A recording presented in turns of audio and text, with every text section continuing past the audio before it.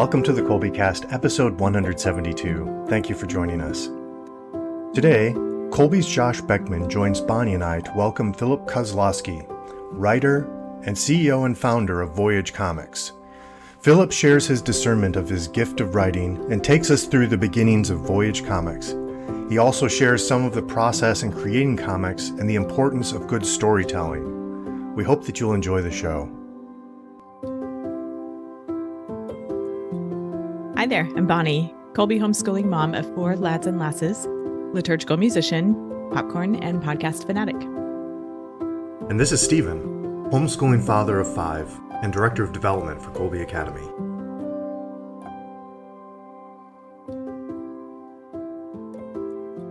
Stephen, what's a good word today? Went a couple different directions here, but yeah, so I guess I'm going to stick with, I don't know how it's going to fit in at all. Maybe not. Frenetic. Let's go with frenetic. Oh, I did not see that one coming. Okay. I do not know why, but that's what just came to me today. So okay. You gotta write that one down. Frenetic. Okay. Josh Beckman is here with us. He's Kolbe's marketing and communications director. Hi, Josh. What's your good word today? My good word today. You're putting me on the spot. I didn't prep you for this. Sorry. That's totally fine. I was just really thinking about, Steve and his word and what goes into that the other day. And for me, we're going to go by, divine providence here. I'm going to meditate with the power of the Holy Spirit. Just a simple word of faith.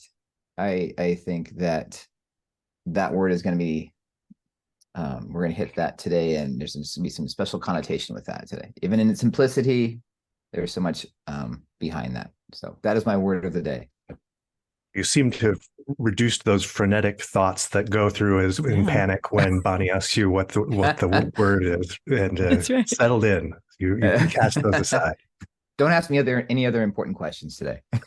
All right, that's your one for today. You handled that one very gamely. Good job.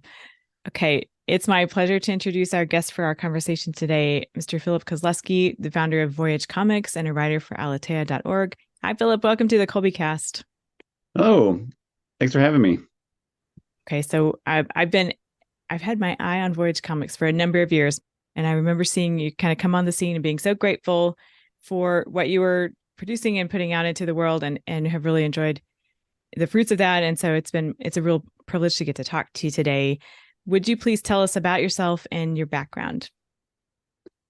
Sure. Yeah. So growing up, I'll be honest, I never really imagined or thought I would be, writing comic books or even writing in general. I wasn't sure exactly what I would be doing. In high school, I kind of was discerning priesthood, and so I entered seminary for our local diocese and attended University of St. Thomas in St. Paul, Minnesota.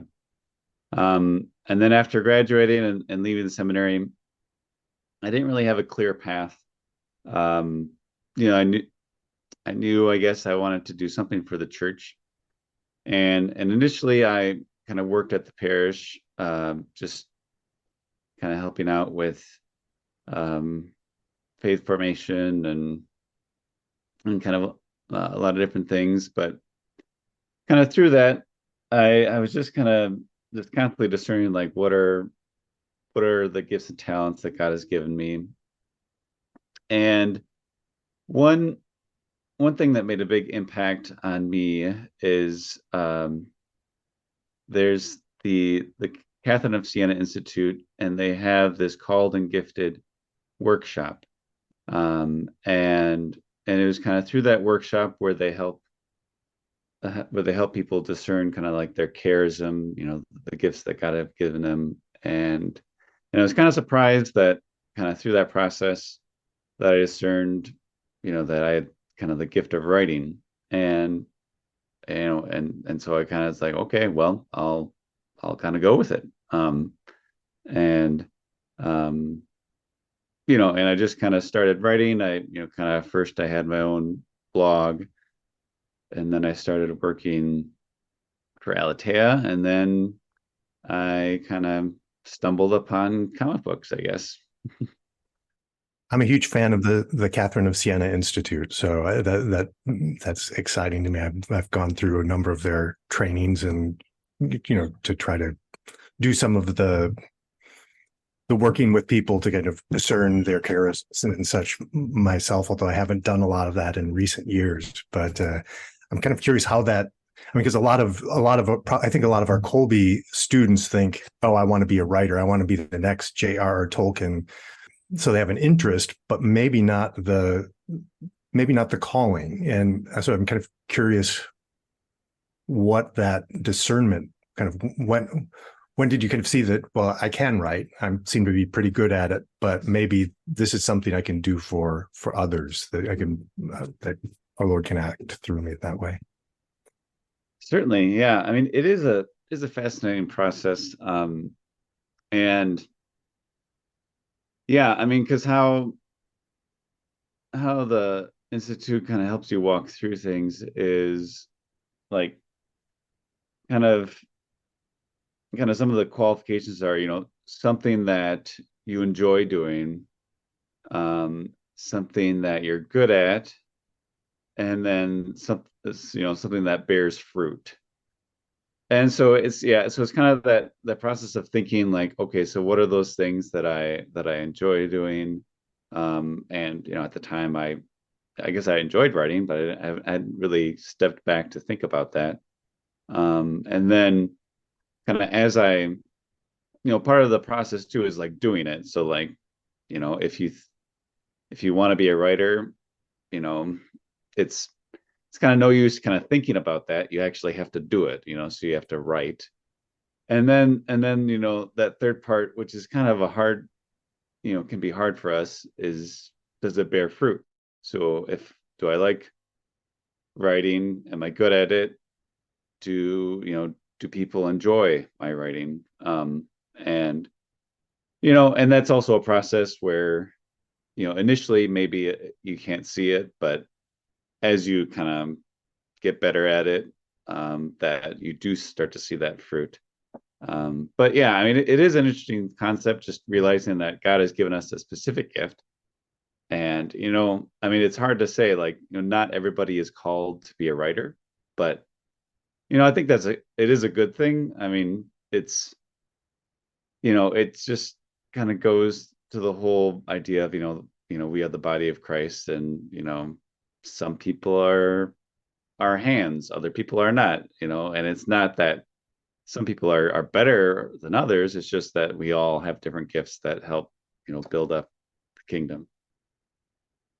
I really love that intentionality. So we just jumped right into deep stuff Yeah, here yeah. in the conversation. That's what I like to do anyway. But I mean, I like that intentionality because so often through life, it seems like with God's providence, you're kind of being pulled this direction, that direction. But when you're starting to think about what does God want? What has he called me to do? What did he make me to do? And you can start to see some of those effects. And, again, with the charisms, with kind of living out God's life and working in letting the Holy Spirit work through you for the benefit of others, the fruits are going to be greater than what you can accomplish on a kind of just a natural level. And so, with our Kolbe students, we might have a lot of people who do have the gift of writing, and maybe they're going to utilize that in a different way, but that might not be how they're going to bring Christ into the world and to, and not that it has to be explicitly evangelization or anything like that, but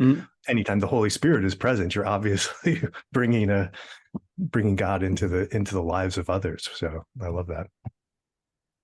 Yeah, and just to kind of continue on, I guess, just to kind of connect things. So, yeah, I mean, it was one of those things where I was starting to write, and I kind of providentially was contacted initially by Alatea because they liked my writing, and then I started to write for them, like with a few articles, and then part-time, and then kind of more full-time. And then kind of as, I continued to discern this charism, I kind of felt called to do something a little more creative. So you mean, like at Alatea, I mainly write kind of articles on saints or different like liturgical traditions or things like that.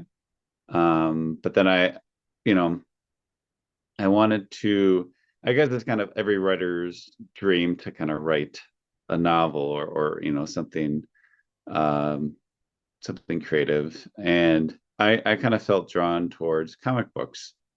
Um, and as a kid, I wasn't, the biggest fan of comic books, but um, I certainly saw, especially in recent years, how just the comic book genre has kind of skyrocketed and just how superheroes are kind of everywhere in popular culture. And then kind of too, what I love about comic books and graphic novels is kind of the visual nature of them and how, you can make something beautiful and not just with words, but also with pictures. And so I kind of felt drawn towards that. And, me being a writer, I don't have the gift of being an artist, that it's one of those, kind of going back to that theme, like I'm a writer, I'm not an artist, and I'm okay with that. I draw stick people and that's okay. Um, but then, if I want to do comic books, then that means I need to find an artist. And initially I knew a few artists and I knew one talented artist. His name is Michael Lavoie, and he had a lot of talent, but he didn't know a lot about comic books. And kind of through kind of God's providence, someone contacted me saying, hey, I know this Catholic artist. He works for, Marvel and DC, and I think he'd like to help you guys out. And so I met him. His name is Jim Fern, and he had been working at Marvel since, the 1980s, and just had a lot of experience. And so kind of through that, he was able to kind of help guide us in, the art form, and also to help me as a writer, just to kind of adapt my writing, since I've never written a comic book before, but it was really great to kind of get that initial feedback and initially I was just planning to write a single comic book, but then kind of through that process, I felt, hey, I think this could be something more. And so kind of after that, then, created Voyage Comics to kind of continue that first series that we created, but then also to, kind of add on to that and keep creating. So now how would you describe the mission of Voyage Comics and a bit about your process? Sure. Yeah. So our intention all along with our comics was that they would have kind of a Catholic foundation, so kind of founded on Catholic principles, but then something that's beautiful. So something that is enjoyable to read, that is visually beautiful. So we have we think of an idea and we want to make sure that it doesn't have to be a strict life of a saint, or we do have many comics about lives of the saints, but they could also be kind of in the fantasy genre or in the superhero genre, and kind of we just want to make sure that they are uplifting and inspiring, that they kind of give people that inspiration to live a heroic life, and just to maybe open our eyes a little bit to the world around us. And I often especially in our Finian series, kind of a underlying theme is kind of spiritual warfare, and just kind of seeing the world around us and knowing that there are these these these invisible kind of dark forces that are around us and that are fighting, that there's a war out there, but that we don't always see, and so kind of making that visible uh as a kind of visible reminder for the reader. I'm very interested in this because I didn't grow up with comic books, but like I think probably in my 20s, it was back when Barnes and Noble at the time was coming out with all of these old collections of like Spider-Man and the original sorts of Marvel comics, and they collect them all in these books. And so I was just drawn to those and attracted to them. But then so that, oh, these are great, and I'm a collector. So once I start on something, I'm always trying to grab them all. I guess I don't play Pokemon, but I guess that's the Pokemon thing, right? Collect them all. But then I had them on a shelf for the longest time in my bedroom, and with other books up on top of them. But I would find all my kids, as they even before they could read, would start to come in and they'd pull those off, and they'd be looking through what's Spider-Man doing here, or what are these old comics, whatever they might be.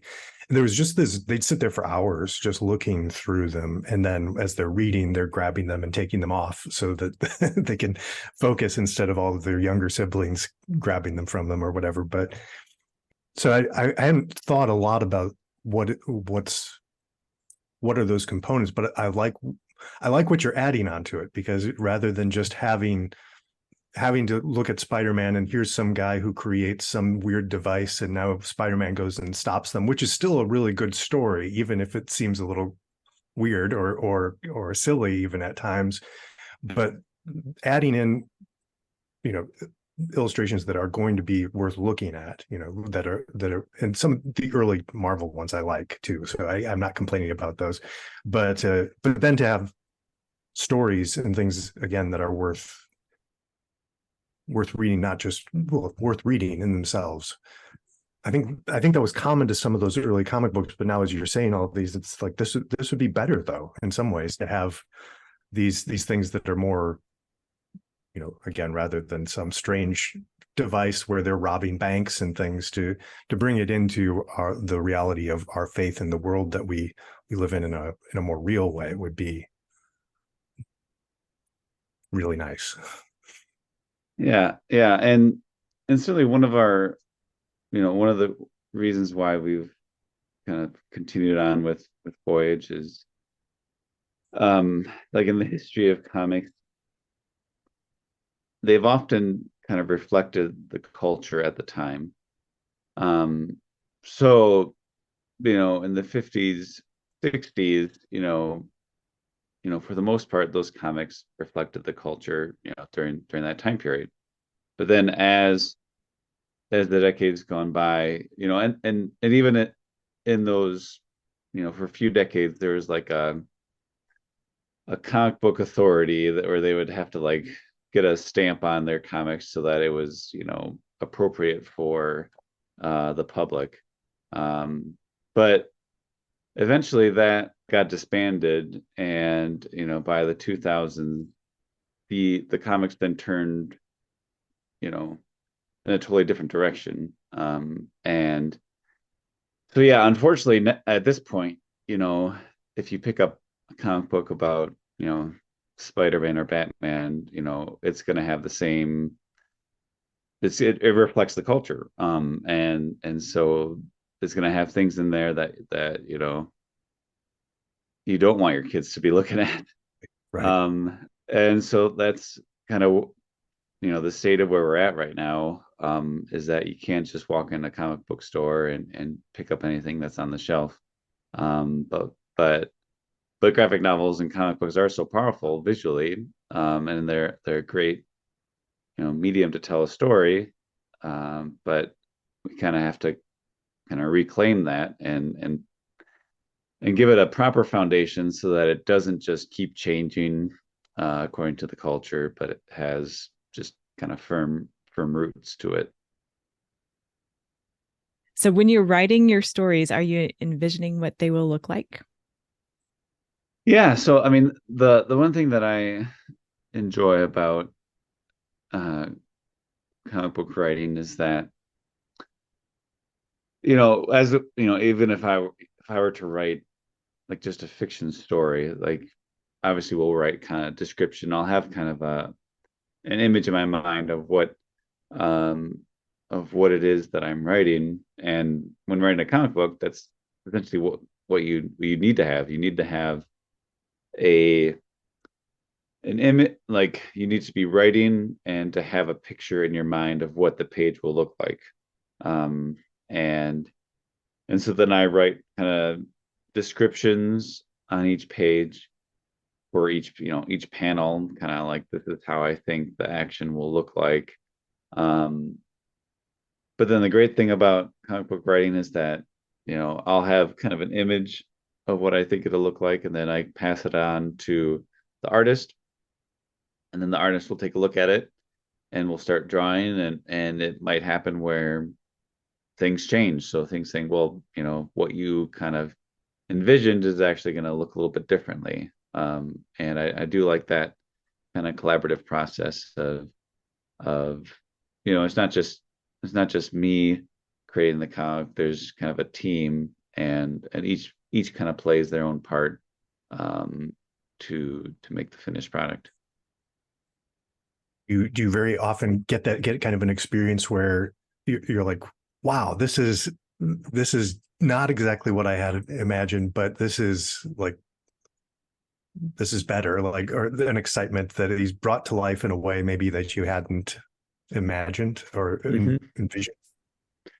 Certainly, yeah. That's happened several times where, I think pretty much on every comic that I write, we'll get to a page, and then the artist will do something, and it'll be different than what I thought, but it actually turns out a lot better than I had envisioned. No, I think there's this allure of like comics and writing, and that can span time, can span ages, young and old, and that just really like taps into like the minds and the hearts of people, men, women, children. And I think you hear a lot about Elfland with Chesterton. You hear about fairy tales with Lewis, and just a lot of times their importance in the fiction that we write, why it's so important. And especially the fantasy ones, Tolkien, etc. They just have this deeper way, this powerful way of like really tapping into like the human spirit, and encouraging people to maybe explore their faith more. And yeah, it's with writing and also like imagery too. I mean, I think of some of the Waterhouse paintings, like Lady of Shalott, and some of those other these paintings of knights, and the different ladies, and it's just this essence that they portray, and how it draws you deeper into some just deeper meaning, this higher power. I feel like you've tapped into that a little bit. This you mentioned earlier too, like it's not everybody is a writer, not everyone is an artist, but I think that you've been able to tap into your vocation, and that gift, even if you're writing and you have someone else illustrating, you're directing that focus a little bit and utilizing those skills. How do you feel that you've been able to tap into this power? It's beautiful. Yeah, no, it's certainly it's a great process, and yeah, I mean, I can definitely just see God's providence in all the things that have happened so far, and so I just keep on going.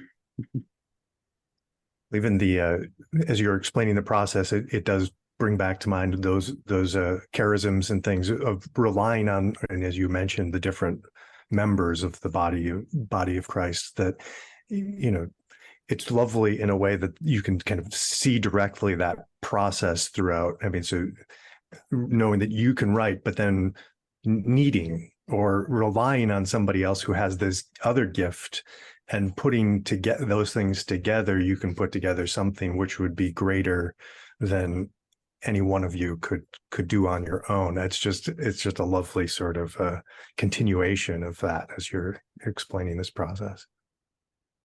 Yeah, you get to see it in action. Yeah, I definitely am very grateful for it because, yeah, like I said, I am not an artist, and so if I tried to teach myself how to draw, like maybe eventually I'd be able to do it, but it would just be really hard and difficult, and it probably wouldn't be as great as what I could do if I just relied on the gifts of someone else.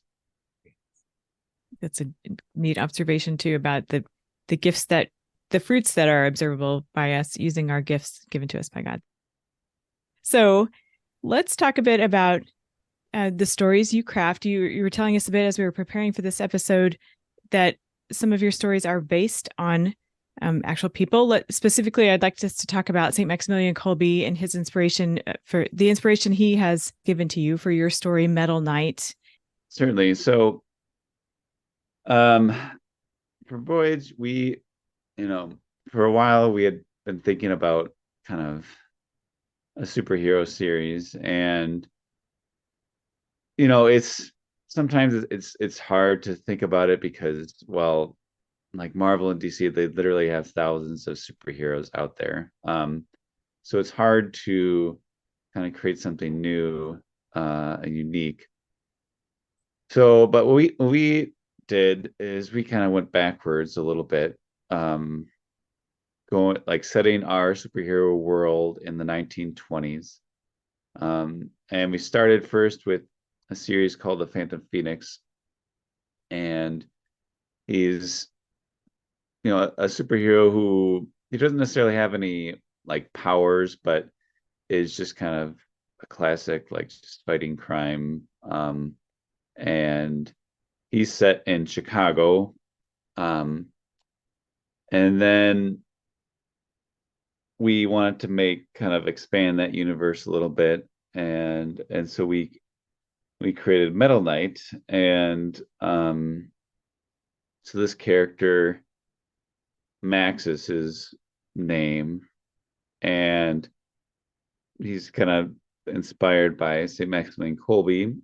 And kind of one thing that I found fascinating reading about St. Maximilian Kolbe's life was just his own fascination with technology.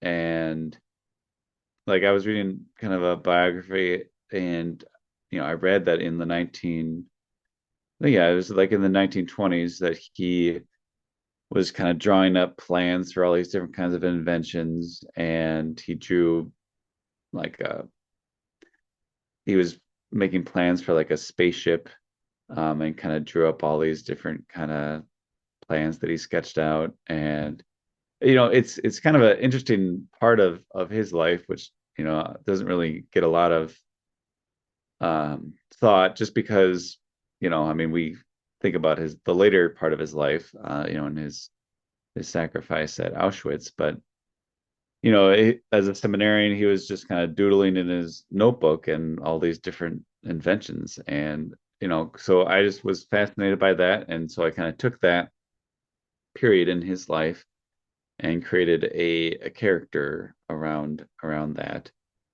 So Max, he's like an 18-year-old. He's Polish. He lives in Milwaukee, Wisconsin. And he kind of gets into this predicament where he has to kind of use his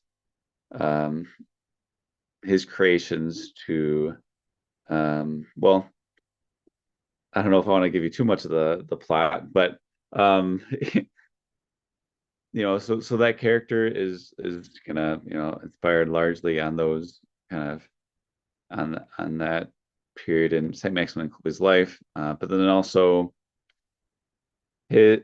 Maximilian Kolbe would often write about the miraculous medal and how that was kind of like his bullet to save souls. And he was, fascinated with kind of the military, and created the Knights of the Immaculata. And so then kind of putting that together, we created the name of Medal Knight, kind of, and the miraculous medal kind of shows up in different places in our comic as well.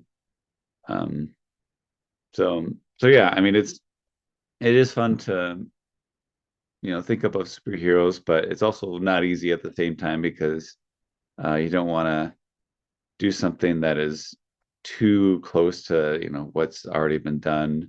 But then you also, like, what we try to do is we want to give that superhero kind of a Catholic foundation, and and one thing that's important for us too is that the superhero, he might have struggles, but that he does keep, he keeps the faith. He is truly someone who is heroic, who serves the true, the good, and the beautiful, and that doesn't kind of compromise his beliefs or values. Really like the merger of those two things, because I mean, you can kind of see when you look at like the popularity of superhero movies and things, especially recently. I think that it speaks to a desire in, I don't know, I speak from a man's standpoint and from my boy's standpoint, to be something great, to do something really worthwhile, and it's kind of hard to envision that at times in our world. I think, like, I'm going to go sit behind a desk for 40 hours a week, and there's value in all of those things, all of the things that you're doing, but especially I think people just want to see something big that they can participate in. And I like the fact that it's not then just, well, I'm going to go out and I can throw spaceships around and save the world in a very great way that way, but that it's incorporating the faith, and by living those principles, you're having a real effect on the world and doing great things that might not involve guns or explosions or things like that, I guess, necessarily. But there's a desire for it, though, a great desire for it.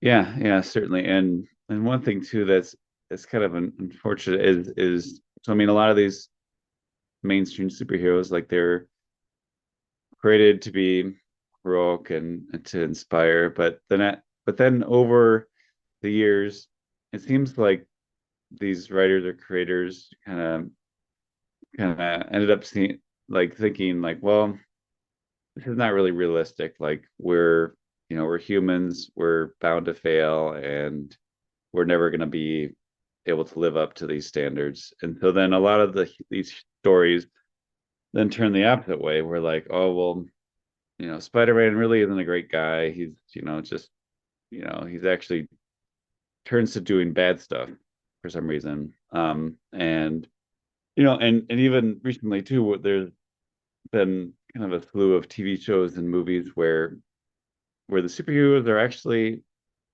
not that great. And they're not heroes. They're actually more villains. Like, we're kind of,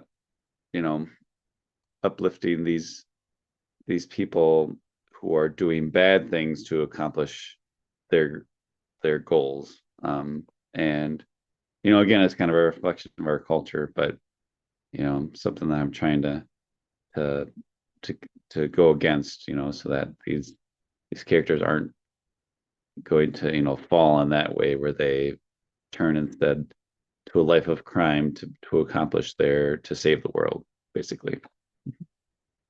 Yeah, when you're saying that, I was thinking about Stan Lee and the old Spider-Man, with the now very much overquoted, with great power comes great responsibility from the Spider-Man.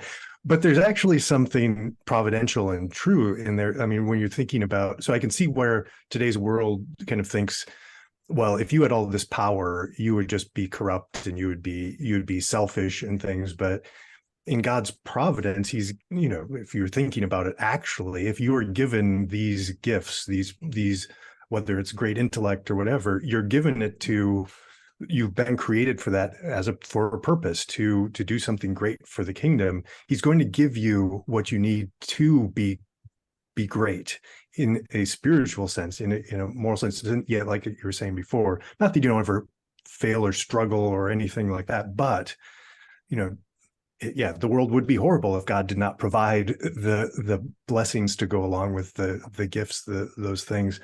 But I think today's world doesn't see that, and so it's good to remind us that these great people.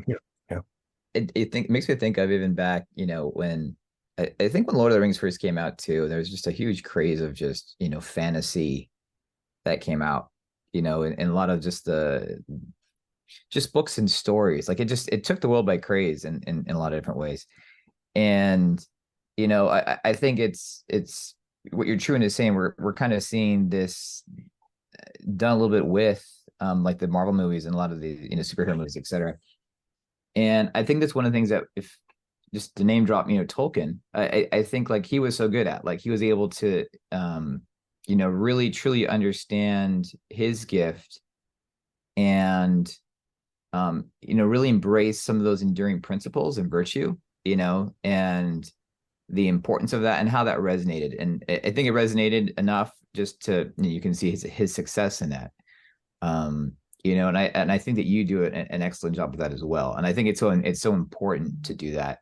And, I think people are thirsting for that in this world where we don't, have a lot of that. There's a lot of emptiness in a lot of the stories that are created. It's just mass produced, etc. So I think it's definitely a good direction to go.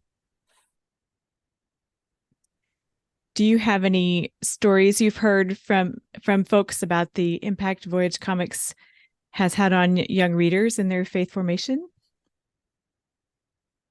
Yeah, I mean, it's it's one of those things where when you create something, you don't know how it's going to be received, and especially when you just get it out into the world and you see how it goes. I mean, I don't always hear all of the impact that it has, but certainly, I mean, I've heard a few different things. I mean, for one, I mean, like some of our Saint comics have been inspiring for others, especially we did one last year on Blessed Carlo Acutis, and his life is such an inspiration, but often, but especially when you put it in a comic book format, it really brings it to life, and just children and teenagers have been able to pick it up and really just become fascinated with him, his life, and the Eucharist. So that one I know has had a big impact on many people. But then also I've heard too, just sometimes children will have kind of reading problems, and they just aren't able to read a regular chapter book, but graphic novels are just perfect for them. I've heard from different parents just how it's been, I guess, such a blessing for their children to be able to pick those up, and that they just keep on coming back to them. And yeah, I mean, it's been I mean, I do have my own kids, which they enjoy them, but I guess they kind of have to enjoy them. But it's good to hear of others when they let me know. It'd be neat if in the social media posts that we'll do for this episode, if our listeners will comment their favorite Voyage Comics stories. We'd love to hear that. We'll pass it along so you get that. Do you have a favorite story that you've put together out of your collection? What's your favorite? Sure. I mean, yeah, it's a hard thing to say because um, every I mean, the Finian series was our first series that we did, and so I've enjoyed that, but at the same time, I mean, I do think that as the years have gone by, I hopefully have gotten better over the years. So I don't know. The Carlo Cuties comic, I think, is one of my favorite ones that we've done. And I really do like Metal Knight. I mean, part of it is probably because I'm from Wisconsin, so couldn't help but create a superhero that's from Wisconsin. So, so I've enjoyed that quite a bit. That one seems particularly well suited to folks who are interested in STEM subjects also, like the integration of their STEM interests and their faith. I think that is a particularly suitable one for them. Yeah. So do you have a typical timeline from start to finish when you start writing to the time a book is ready to go out into the world? Like the creation of a single comic, I mean, usually takes about 4 to 5 months. Okay. So I mean, sometimes I might have an idea for it before that, but then once I really kind of get down to work, I'll create kind of an outline first, and then write the script, and then get feedback from other people, and then I hand it off to the artist, and then they kind of run with it from there. But yeah, about 4 to 5 months from start to finish. Okay. I'm a little curious too, from some of maybe our Colby, well, my children, whether they're thinking of doing this sort of thing. Like we read a lot of fantasy or in our household, and so we hear from different authors. Like we've got our Brandon Sanderson, who everybody kind of loves a lot of his stuff, but he's just prolific, and he's got this very regimented routine where he's just cranking the books out. And then you hear about others who not so regimented. So is there a routine or something that you do to make sure that there's to keep producing, or I guess this builds on Bonnie's question here, or is it just is there a secret of as far as discipline or whatever to doing this? Certainly. I mean, part of it's just the time available. I mean, to be honest, I would love to be able to write more, might write more comics specifically, but I don't always have the time is the problem. And especially when you're running a business, when I kind of have to figure out kind of every other aspect of a business, like marketing or financial and stuff like that, then I kind of I get kind of bogged down and kind of get taken away from the creative side. But yeah, I mean, because yeah, when I'm able to have the time, then it goes pretty quickly. Yeah, I mean, I feel like that was Tolkien's problem too, of he would have just loved to just write all the time, or be in his Lord of the Rings, but he had a day job. He was a professor, and that kind of, he had to grade papers instead of write. And so yeah, it took him so long to complete, and he did, and there was so much in his life that he never completed because he just didn't have the time. Fighting a war, and having that, put a little break in things, but also even that occurrence in his life, how much it added to his story as well. Certainly, yeah. I mean, and sometimes the time is good too, like in terms of being able to mull things over and rework things. So I mean, sometimes it's good to start something and then give it some space to breathe, and then to come back, and then you kind of look at things a little bit differently than when you first started. Yeah. We have been focused largely on the comics that you write and publish. But that's not the limit of what you published. tell us a bit about those. Sure. Yeah. So, I mean, I've written a few other shorter books. So, I mean, often what I do, what I love to do is kind of connect pop culture with the spiritual life or with the Catholic faith, and kind of where it all started was, there's this island in Star Wars, The Force Awakens, and then also in The Last Jedi. And this island where they filmed that is an actual island off the coast of Ireland called Skellig Michael. And so I kind of wrote a book about that island, and then how there were, real life monks, and I kind of connected their lifestyle and kind of their spiritual war compared to like the Jedi, or inhabit that island in the Star Wars universe. So we kind of take a look at that. And then most recently too, we kind of took the parallels of the Mandalorian series, which is pretty popular on Disney Plus, and myself and a few other writers wrote some essays on spiritual themes from that TV series, and linking them to Saint Christopher and Saint Joseph. So kind of those two saints, and how there's kind of parallels with the Mandalorian.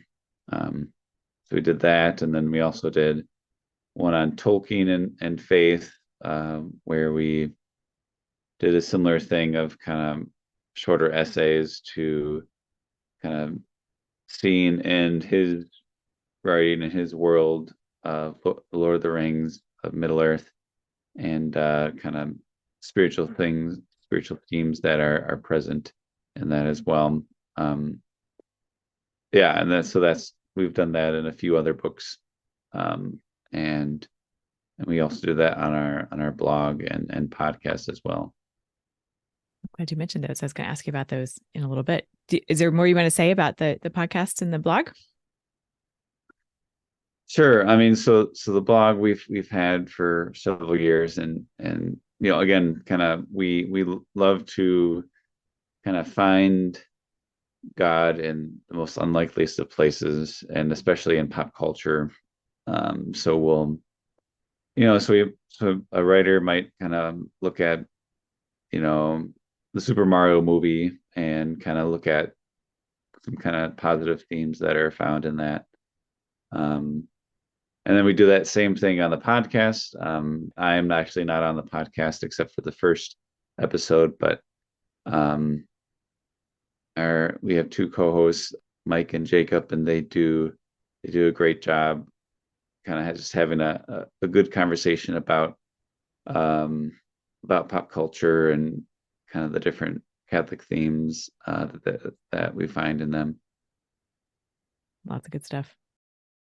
So I definitely see how the comics, going back to those, they go hand in hand with a lot of the homeschooling curriculum that we go through as Kolbe families. And I can see working through our coursework, and alongside that, we can say, well, here's this book, or more likely, as it tended to go for me, I would have them just around, and that's what would be, they'd be, what's the word, strewing? They were there in the visual landscape, like, here are these books. And sometimes I would make reference to them directly. Here, how about this book along with what we were just doing?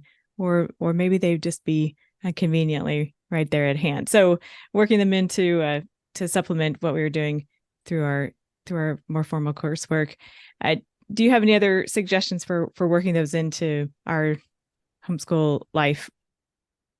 Certainly, yeah. I mean, especially the Finian series. I mean, we've kind of at the end of each comic, we kind of give a little kind of historical article about the different visions of St. Michael that the story is kind of based on. And then since it's specifically kind of visits these real life shrines in Europe on St. Michael, giving a little history of those. I mean, I think those kind of work well in kind of just kind of taking a different spin or on kind kind of the history of the Catholic Church. And then, yeah, I mean, our, as we've kind of been talking about too, like our superheroes are kind of all kind of inspired by different saints. And we usually try to, we point that out at the back of each comic. Yeah, and then we do have comics that are about saints, so about different holy people. This year we produced a comic on Rose Hawthorne, who was the daughter of Nathaniel Hawthorne, the American author, and her life story, which is quite fascinating, about how she converted to the Catholic faith and then founded a religious order. So her life is pretty fascinating. Yeah, and then we're coming out with a comic book on the life of Saint Kateri. Yeah, I mean, all of those can kind of be used as supplemental material in a homeschooling curriculum. Yeah, Yeah. that's right. Yeah, it seems like they play that plays a great role in as you're thinking, we at Kolbe here, where we're talking about the process of education, and we do a lot of reading in a lot of our courses. So there's a lot of, but I think the strewing, if that's the word, Bonnie, is a great idea, because the kind of that wonder that, like, here I just put down my book, but here I'm going to read something that's going to bring about these really interesting ideas, but it's also leisure time. I mean, leisure is also taken with the studies and such, but something that's going to keep their minds activated and active and wondering and curious and thinking about these things is just always a great thing. Sometimes we can get into the drudgery of, I've got to get my school done. This is a way to kind of to expand the mind and have it be secret. We just have fun with it. We don't have to, it doesn't have to be any pain at all here. Enjoyable, yeah. I remember I was reading your Tolkien Facebook, and excellent, by the way. Even going through that, like, you hit it, it's a book of essays. I think you and your buddies put together, and you just hit these concepts of weaving the faith into a lot of the inspiring stories of literature, specifically Tolkien, and some of the chapters are like, Bilbo and Frodo's Dark Night of the Soul, or Boromir and the Sacrament of Confession, Tom Bombadil and the Divine Office, the simplicity of, living in the Shire, these stories that, that have such a deep connection with us. And then you're helping us tie that into our faith, I think that's so important. And I've always had this dream of, like, I need to write a book where it's very intertwined with the, the faith, so that when they are inspired by this book, they'll just be led directly into, becoming, a Christian in some context, and like I think that you're doing that. And this is just a great tool, just even if you want to, parents can pick up this book, and it's like 3 or 4 pages, I think, per essay, small pages. And it's just a great tool for having discussion on virtue, or, heroism and just life and its complexities and stuff like that. It's just a great format for having, discussions, whether it's during, class time when you guys are studying something, or just over the dinner table. I think it's just want to commend you on that. It's a fantastic book.